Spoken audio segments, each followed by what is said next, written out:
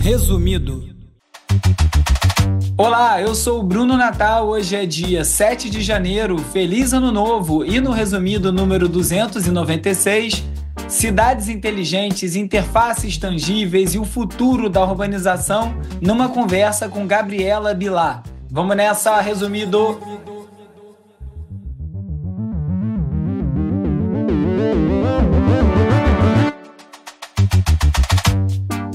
Olá, resumista! Esse é o Resumido, um podcast sobre cultura digital e o impacto da tecnologia em todos os aspectos das nossas vidas. Essa semana, no Resumido Entrevista, a conversa é com a arquiteta e designer multimídia Gabriela Billar. Oi, Gabriela, tudo bem? Tudo bem, Bruno? Obrigada pela oportunidade de estar aqui no podcast. Eu te agradeço aí, você deu tempo para conversar comigo. Eu vou começar com uma apresentação, eu vou ler como de costume, porque eu tento fazer uma apresentação um pouquinho mais completa. Se tiver alguma correção, você fala aí no final. Gabriela Billar é uma arquiteta e designer multimídia brasileira, atualmente doutoranda e pesquisadora no grupo City Science do MIT Media Lab.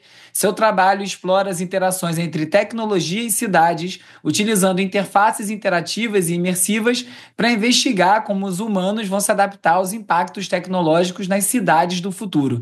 Tudo a ver com o resumido, né? O seu projeto Within foi exibido na Bienal de Arquitetura de Veneza em 2021 e ofereceu um vislumbre imersivo da vida em comunidade em rápida urbanização ao redor do mundo. Tá certinho, Gabriela? Sim. Então, para começar, como você define esse conceito de cidades contemporâneas? Assim, quais são os principais desafios que a gente vai enfrentar na integração dessas novas tecnologias na construção das novas cidades? Cidade é um termo muito amplo, né? É um termo guarda-chuva onde a gente tem muitas coisas incluídas aí, né? Geralmente, quando a gente pensa cidade, a gente costuma pensar, né? A gente imagina as fachadas, os prédios, asfalto e carro, né? Nessa nossa, vamos dizer, o imaginário de cidade. Uhum. Mas cidades são muito amplas, são muito diferentes no mundo inteiro, e na verdade as cidades são as vidas, né, que estão aqui dentro. Vamos dizer assim, as cidades são esses pontos. Eu gosto muito de pensar que as cidades são esses pontos nodais para causar encontros, né? Que para mim a grande função da cidade é as pessoas se encontrarem, e daí coisas novas surgem. E, enfim, assim, existem muitos desafios na cidade contemporânea. Eu acho que muitos deles, assim, na verdade, estão associados, né, ao sistema político, geopolítico, econômico que a gente tem hoje. Inequalidade, né, eu acho que é o grande desafio, mas não só das cidades, mas do mundo. Acho que as desigualdades, e que as desigualdades geram, por exemplo, muito de um problema que eu tenho estudado, que nesse trabalho que você citou, né, que foi meu trabalho de mestrado, que só a questão das favelizações das cidades, né, que é assim, que essa urbanização rápida, onde acaba que as pessoas, assim, apesar essas comunidades de autoconstrução, né, que, vamos dizer, no Rio de Janeiro a gente chama de favela, mas tem, enfim, são muito diferentes, muito diversas, muita coisa se cria, é muito inovativo, mas a gente tem a questão da falta de saneamento, falta de infraestrutura, né, e que são, na verdade, problemas que são da desigualdade, que é um problema sistêmico do modelo econômico e político que a gente segue no mundo, que aí a cidade, na verdade, é só um reflexo desses sistemas maiores que estão regendo a gente. Você tocou num ponto bem contemporâneo mesmo, que é a questão que você falou que as cidades são lugares de encontro, e cada vez mais a gente vê as cidades serem menos isso, né? As pessoas estão tão isoladas digitalmente ou isoladas socialmente, fisicamente, como você descreveu. Já tem iniciativas que levam isso em consideração, essa nossa desconexão no mundo físico através do mundo digital e como isso afeta as cidades? Sim. Uma das grandes vantagens da cidade nessa chave que a gente conhece é a possibilidade dela de criar encontros, né, de você ter pessoas vivendo de maneira próxima. E acho que, assim, tem a questão digital, como você falou, que tem separado as pessoas, tem isolado, mas também tem outras coisas que já tem, por exemplo, o carro, né? Quando você entra em um carro e você deixa de ter, por exemplo, a vivência da rua, dos encontros, dos acasos, que às vezes essa vida mais de rua, de feira de rua, de andar, de passar, de se esbarrar, que a gente foi perdendo, né, à medida também que as cidades foram ficando mais espalhadas, isso também é uma outra questão que tem causado também a dificuldade da gente se encontrar, né?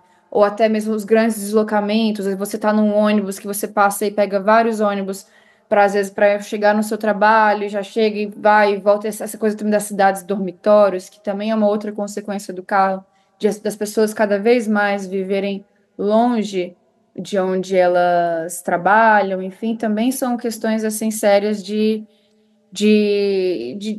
enfim, e própria segregação espacial, né? Causa essa, assim, essa dificuldade do encontro, até a forma mesmo que a gente vive nos prédios, né? Quem é o nosso vizinho, né? Quem é Ninguém que conhece mais ninguém, né? ninguém conhece ninguém. Ninguém conhece ninguém, assim, a gente acaba, né, enfim, a gente às vezes entra no carro, enfim, no Uber, chega onde tem que chegar, encontra ali a nossa bolha dos nossos conhecidos, volta para casa e não sabe nem quem é o vizinho. Mas são essas questões, assim. E hoje, ó, hoje eu tô falando para você da cidade de Belém. Na verdade, eu tô com uma rede aqui atrás, não sei se dá para ver, né, Dá, que é dá. tão típica, tão típica daqui. Eu sou de Brasília originalmente, né? Hoje eu moro em Cambridge, onde eu faço pesquisa com o MIT. E, e hoje a gente está com um projeto novo que a gente, na verdade, está aqui em Belém, dando o pontapé inicial para uma linha na pesquisa onde eu estou, que chama Futuros Urbanos Amazônicos, né? Que é a gente pensar como é que a gente pode ter um tipo de vivência num bioma tão rico que é a Amazônia, como é que a gente pode habitar a floresta, mas de uma forma mais onde essa divisão cultura-floresta não é essa segregação fictícia, né, que a gente tenta fazer, mas é uma coisa integrada e junta, que na verdade continua sendo, né? A natureza ela nunca deixou de sair de dentro das cidades. Você vê, quando chove a cidade responde imediatamente, né? Uhum. A gente tá aí, os rios, a gente, né, concreta os rios, mas eles continuam andando, passando por baixo, por cima, vazando. A gente tem o mar, as temperaturas, as plantas. Ou até as cidades abandonadas, né? Quando você vê uma cidade, você na China, tem alguns casos assim, é como se a natureza Sim, tivesse contida, né, nos limites da cidade, mas na primeira oportunidade que a natureza tem, ela engole de novo, né? ela engole de novo, exatamente.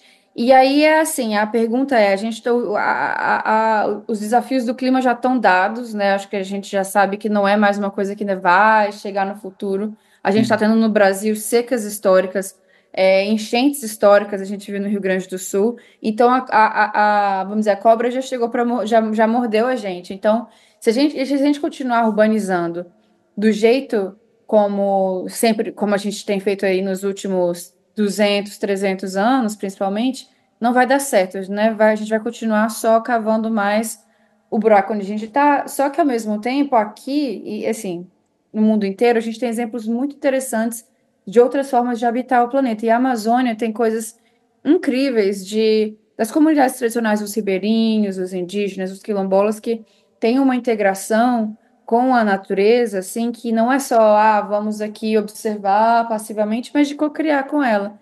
Então, acho que aqui a gente tem muito a se aprender e a imaginar o que que uma cidade pode ser, que não seja, né, necessariamente só esse modelo metrópole que a gente importou, de certa forma, do mundo ocidental. Então, essa que é é a minha grande nova pergunta, assim, nessa minha jornada, e que a gente também espera conseguir, né, que a gente está fazendo aqui em colaboração também com os pesquisadores e a galera atuante aqui em Belém do Pará.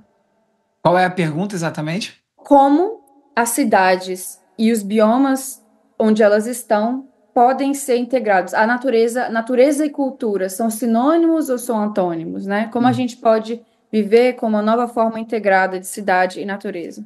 Você falou ali sobre a questão dos carros como um fator de afastamento das pessoas. Eu fiquei pensando nos carros autônomos, né? Como isso ainda vai piorar Uhum. quando a gente vai cada um viajar por aí dentro de uma cápsula que não tem nem motorista, daqui a pouco não tem nem banco, é um grande sofá e como isso vai afetar Sim, o nosso dia a dia. E no seu sim. trabalho, você fala de interfaces tangíveis. O que que é isso exatamente? Onde é que a tecnologia entra nisso? Como é que o futuro da cidade vai ser afetado por isso?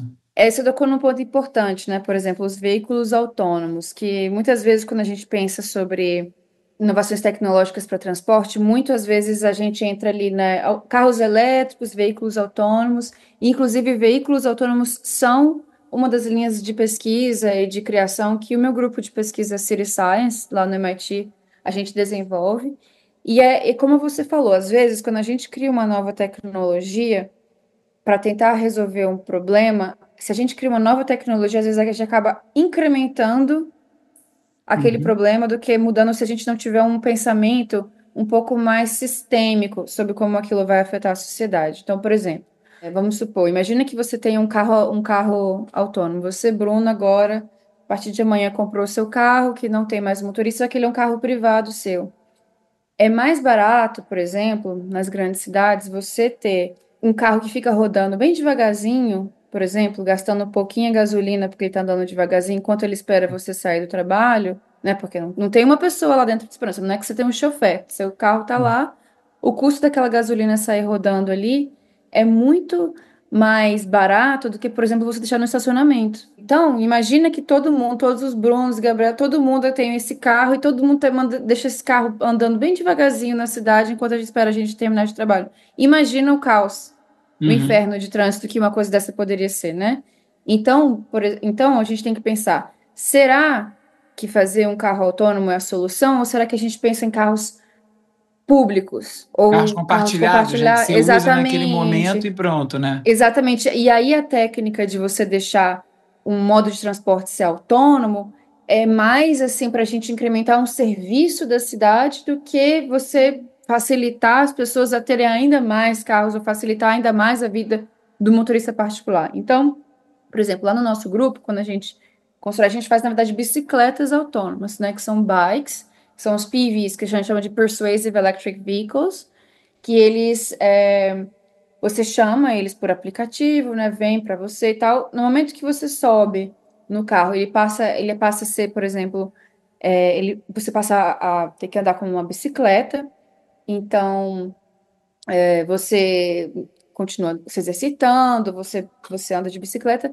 Só que no partir do momento que você chega onde você tem que chegar, você solta ele e ele continua rodando para ir buscar outras pessoas, para fazer delivery, para dividir, para compartilhar dados com as outras bicicletas ou com outras infraestruturas que estão na cidade, porque você imagina, se cada bicicletinha é um computador por si só, precisa ter um grande servidor de sistema. Você Vira o pode ter, ó, somatório de todos esses processamentos, esses diferentes vírus pontos espalhados pela somatório. cidade. Exatamente, só que isso tudo só vai acontecer se você modela o sistema daquele veículo, daquele mini veículo, a gente chama de micromobility, como um sistema integrado, tanto como um serviço que é público e como também é um serviço integrado a outras infraestruturas da cidade, que aí você tem compartilhamento de dados, você pode ter até compartilhamento de energia elétrica, que vamos supor, aí ó, a sua bicicleta tá faltando energia já para ela, mas você ainda está longe de um posto de energia, de repente a minha pode vir e te dar, te passar um pouco da bateria, mas esse é o tipo de arranjo que você consegue ter como se você tivesse a teia integrada, que aí a gente vai ter, se a gente conseguir que os governos e as empresas também tenham aderência a um sistema de mais compartilhar e menos privatizar. E uma mudança comportamental também, né? As pessoas têm essa Com coisa da posse certeza. que eu acho que vai mudar muito. Você citou aí o MIT City Science. Que tipo de trabalho, de exemplo concreto, tem de coisas que saíram de lá, indo para planejamento urbano ou política pública, que vocês trabalharam e que está na rua mesmo? Tem vários exemplos. O jeito como o nosso grupo trabalha, né, e é uma filosofia do MIT também, que é assim, que a gente chama manos e máquina, né, nossa mente e a mão. Então, é um tipo de academia que é muito, não é só academia, mas a gente constrói muita coisa. E a ideia é muito assim, de atuar no mundo real mesmo. Então, a gente tem três grandes linhas de pesquisa, que são essas das bicicletas autônomas, né, de micromobilidade autônoma, que eu te falei. A gente tem também, por exemplo, a de mobiliários robóticos, que também já está virando um produto que está na rua, que na verdade são que a ideia dos mobiliários robóticos não é só, de novo, não é só você ter uma cama que vira uma mesa, para uma cozinha que vira um quarto, assim, que é uma coisa chique. É legal, é interessante, parece Jetsons, assim, né? Mas a ideia, a filosofia que está por trás é como é que um pequeno espaço pode abrigar várias funções. E aí, se você imagina, se a gente tem uma casa relativamente pequena, um apartamento pequeno, que pode ter várias coisas, a gente pode colocar mais gente no mesmo prédio. E assim você pode, de novo, ter um efeito sistêmico para que hajam mais pessoas morando mais perto, no mesmo prédio, numa mesma rua, e aí você imagina a implicação sistêmica. E a gente também tem a parte de simulações urbanas baseadas em dados, e que é uma parte que a gente sempre faz junto com os dados do mundo. A gente tem uma coisa que a gente chama no City Science, são a rede de cidades de laboratórios irmãos, que a gente constrói sempre, são parcerias de anos de duração, né? A gente nunca chega assim e faz um negócio rápido e vai embora, porque Uhum. todas essas coisas que eu te falei são demoradas, porque, como eu te falei, Desenvolver, envolve né? Muito estudo, muita teste. desenvolver testes, tudo, consertar. Também é importante o que você falou, teste, né? A gente trabalha muito, né, no MIT, essa iteração, Uhum. tipo assim, faz um protótipo, testa, vê como as pessoas reagem, escuta o feedback, muda. Aí eu jogo outra versão, muda, muda, muda, muda, e por assim vai. Todos os projetos são processos, né? Eles nunca acabam, vamos dizer assim. E com cidade, que é esse bicho complexo, cheio de camadas, cheio de questões, com vários atores envolvidos, é político, né? Até a gente achar, vamos dizer assim, o caminho demora. Então a gente tem essas pesquisas que fazemos com cidades do mundo, que tomara que a gente consiga deslanchar essa agora em Belém, como nosso primeiro parceiro aqui no Brasil. Mas, por exemplo, a gente teve um projeto que foi muito interessante, que era com os refugiados da Síria, que estavam chegando em Hamburgo, que é onde foram os nossos, que eram dos laboratórios irmãos. Então, por exemplo, quando às vezes chegavam os refugiados, o governo já colocava eles determinado, tipo, num acampamento de refugiados, assim, é um acampamento temporário. Só que a Uhum. gente viu que, de repente, dava para fazer isso de uma forma muito melhor, de distribuí-los em zonas da cidade de uma forma mais integrada, que tivesse a ver com também o perfil demográfico, porque um refugiado sírio não é uma pessoa só, tem Não é uma família, informação detalhada, né? Isso é tem homem, tem bem mulher, superficial. É. tem criança que Tem chega gente sem pai, tem solteira. família, tem tudo que você possa imaginar, tem perfis socioeconômicos, né? E uma coisa interessante também é que esses refugiados, eles chegam também, têm acesso ao celular, eles têm como usar um aplicativo, eles têm como usar um questionário, a gente tem como fazer esse tipo de acesso. Então, foi um projeto, por exemplo, esse que foi bem importante, dos refugiados na Síria. Estamos com uma parceria longa também em Andorra, por exemplo, que é um pequeno país do tamanho de uma cidade, onde você tem milhões de turistas numa cidade-país de 100 mil habitantes. Então, também, imagina, a gente tem desenvolvido muitos estudos com eles para entender o comportamento e o fluxo de turistas de várias nacionalidades, para entender onde eles chegam, para onde eles vão, para onde eles foram, porque hoje em dia, para se fazer política pública à escala de cidade, não dá para você fazer assim, só no instinto, ou só às vezes, ou de uma forma assim, muito, porque já se faz desse jeito, ou no achismo, né? A gente tem que, assim, é uma questão muito complexa por vários ângulos, mas você, por exemplo, usar os dados digitais que a gente, né, que a gente gera hoje em dia também é mais uma ferramenta importante para E onde que a construir. inteligência artificial entra nisso tudo? Você está falando bastante de tecnologia, dados, fiquei curioso de saber qual é a sua visão. O que que você acha que a inteligência artificial vai ter como papel nessas evoluções e reorganizações que você está explicando? Sim, sim, a inteligência artificial é interessante, né? Porque é uma palavra que está muito em alta, uma questão que está em alta. A inteligência artificial não é nova, né? Ela já existe há décadas, assim. É porque agora, com a nossa capacidade computacional, assim, a gente consegue ter modelos mais complexos e também com mais rapidez. E também, como teve o boom agora das criações de arte digital, né? Que é como quase que você pode criar imagens e criar texto, que a gente conseguiu fazer também a interface das É IAs palpável, né? ficarem mais palpáveis, mais acessíveis, aí virou um boom, né? Porque antes ela ficava muito restrita a um ambiente mais acadêmico ou de pesquisa e desenvolvimento das indústrias, mas numa galera mais especializada. E como chegou hoje a todo mundo usar de alguma forma, isso ficou um assunto muito em voga. Esses estudos que eu estou te falando de simulações urbanas, já a gente já fazia com inteligência artificial, né? Porque você tem certos dados meio crus que vão chegando, por exemplo, de pegar dados que estão chegando na rede telefônica, triangular, saber onde as pessoas estão, mas com inteligência artificial você consegue plotar isso no espaço e fazer um estudo, uma forma mais detalhada de como as pessoas se movem, e você também com inteligência artificial consegue fazer a projeção para cenários futuros, porque aí, por exemplo, se eu já sei que pessoas com o perfil do Bruno, tal, tal, tal, geralmente estão nessa área da cidade, nessa hora do dia, nessa hora da semana, blá, blá, blá, você depois pode pensar, e se a gente construir agora um edifício aqui, um shopping center aqui na frente da casa dele, ou se a gente fizer sei lá, vários prédios sociais que tenham uso misto, não sei o quê, como é que o Bruno vai passar a se mexer a partir de agora? Será que ele vai sair daqui? Será que ele vai E começar hoje você a pode se deslocar? simular esses cenários todos, né? Você Exatamente. consegue Aí você já prever todas as variações desse cenário, 1 centímetro shopping para o lado, 10 metros para lá, o que acontece?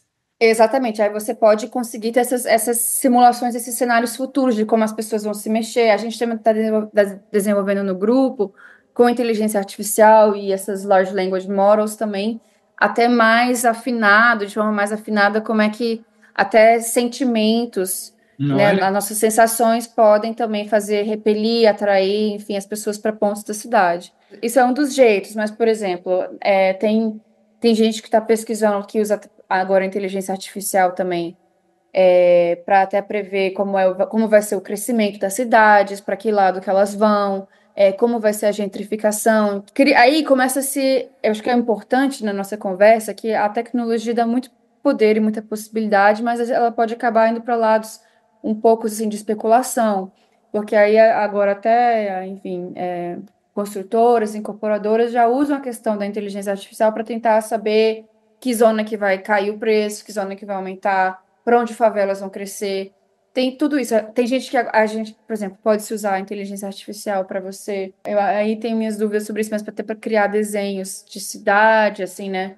Baseados na topografia. Tem milhões de jeitos. Um jeito que eu gosto muito de usar também no meu trabalho, que a gente envolve também arte e arte imersiva e essa democratização de visões de cidade, é você também poder usar essas inteligências de IA generativas para as pessoas de vários contextos diferentes poderem, de repente, dizer como elas gostariam de uma cidade, dizer o que é necessário, o que elas precisam, e você conseguir visualizar de uma forma mais atmosférica, mais sensorial também.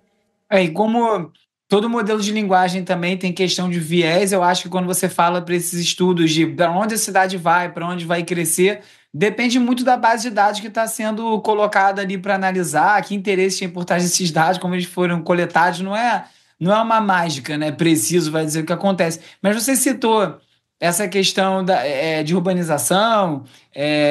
Eu queria saber o que você vê de lição, o que o Brasil tem para ensinar para o mundo em relação a essas comunidades de urbanização rápida, comunidades, favelas, como você disse. O que tem de ensinamento ali que pode trazer para essas cidades inteligentes? Porque é assim, como toda escassez ajuda a ter muitas ideias para resolver aquilo, e tem muita solução criativa que a gente vê, né? Com certeza. Se a gente pode falar de alguma coisa que o Brasil pode ser um exemplo para o mundo, assim, é de criatividade e de diversidade. Assim, o que esse país tem de diversidade social, cultural, ambiental muito poderosa e muito potente. Eu acho que é isso que a gente deveria continuar usando a nosso favor, né? Até é o país mais biodiverso do planeta Terra, né? É isso que a gente é hoje em dia.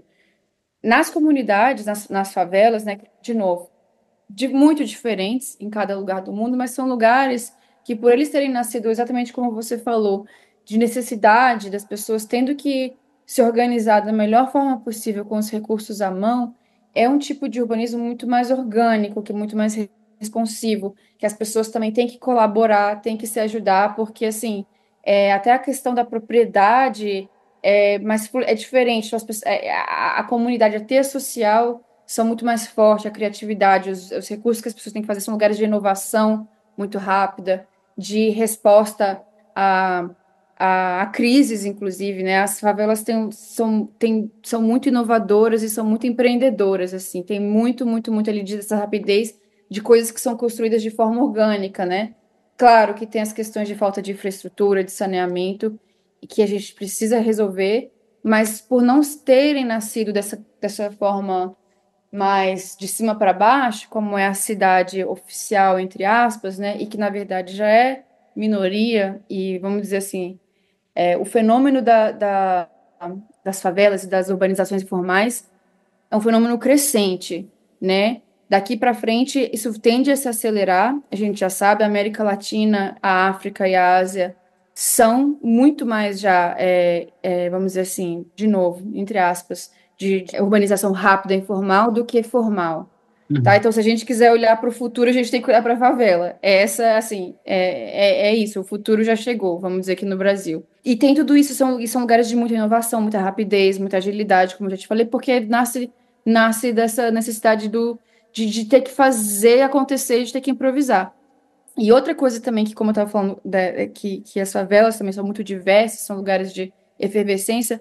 O Brasil, com toda a sua diversidade cultural, de capital humano, cultural das diferentes regiões, dos diferentes jeitos de viver aqui, isso é muito importante.